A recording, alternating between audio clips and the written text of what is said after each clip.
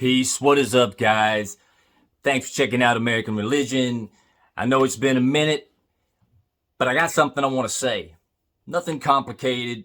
It's real simple.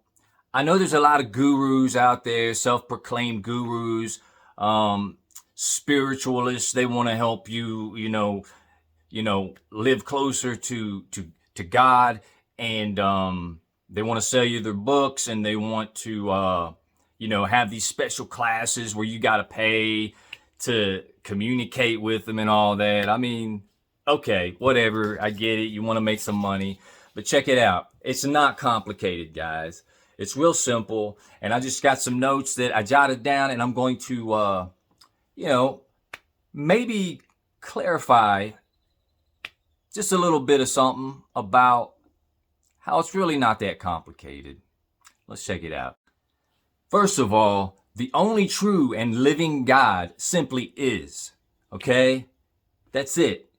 God simply is. He is that which is, okay? So no amount of spiritual practices, no amount of mantras that you chant and repeat again and again, no amount of meditation setting that you do is going to change that, because God is the same from now into eternity, forever. So no matter what you do, how many times you meditate or chant, or how many books you read, how many spiritual gurus you listen to, how many YouTube videos you watch, you cannot change God, because God simply is. You cannot add to or take away from God. The only thing that we can change is our perspective on God, okay? But our perspective does not and cannot change the deepest reality, which is God. So basically, the only thing we need to understand is the difference between God and our imagination. Because there's only one spirit. See, once you know what God is the all. He is the one, okay? You cannot add to or take away from God, no matter what your lifestyle is, no matter what you do, what you read. Now, you might be thinking that you're doing something, but your thoughts don't matter when it comes to the reality of God, because God simply is what God is, and God is, need I say, God is the all. We got to remember that there is no individual spirit. There is only one spirit that exists. And if you convince yourself that you are separate from God, and that you have to do something, some sort of routine, some spiritual practices in order to reconnect with God, you've deceived yourself. That's all there is to it. Everything is light, vibration, okay? You cannot separate yourself from God. You are a God. You are God. You are a part of the all, okay? There is no separation from God. You can't separate yourself from God, because God is all that is, expressing himself in many different forms, right? And as they say, God is collecting information and experience, right? He's absorbing all of creation and its experiences. And you see, as the one spirit that you have somehow forgotten you are the all, okay? Plain and simple. And if you're looking at life in terms of living and dying, then you've already lost the point, because living and dying insinuates duality. The idea is to change your perspective from duality to oneness, with the oneness, the spirit of all, God, okay? Reunite with God through your perspective. And that is how you enlighten yourself. It's through your perspective. It's not something that you do, because to think that you are living a bad lifestyle as opposed to a good lifestyle, which is separating you from God, is to live in the concept of duality. The idea is to ascend duality, to take the middle path, and the middle path is not to look at things from black and white, but to understand that there is only one spirit. Okay? So your lifestyle does not make a difference. It doesn't. The only thing that your lifestyle makes a difference in is your situations. Okay? For example, somebody who might drink and smoke and have these unhealthy lifestyle habits, that can become harmful to some people who cannot control it, right?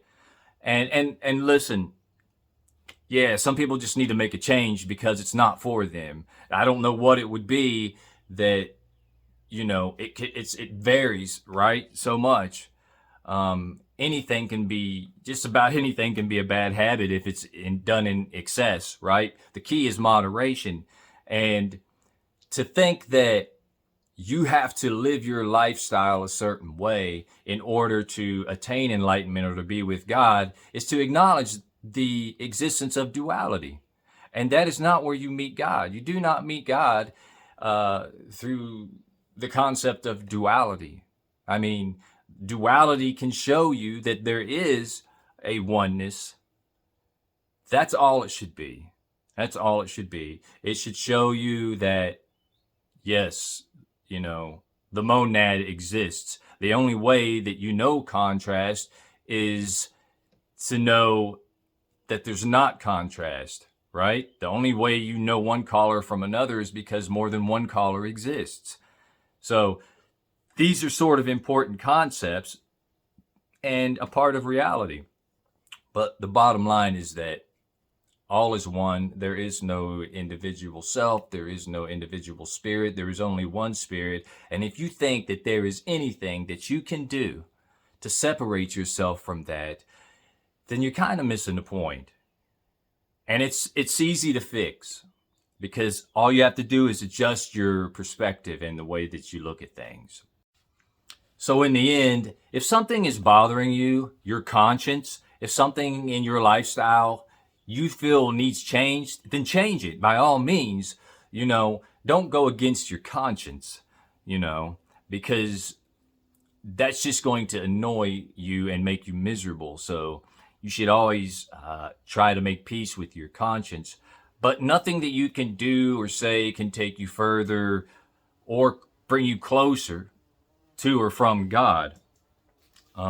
Because God is beyond our concept. Plain and simple. If you think that you're living a bad lifestyle and that you need to fix it, that's cool, but it doesn't have anything to do with God accepting you or rejecting you. God simply is. Anytime that you're ready to acknowledge him, you can acknowledge him and he can be present in your life. And even if you don't acknowledge him or,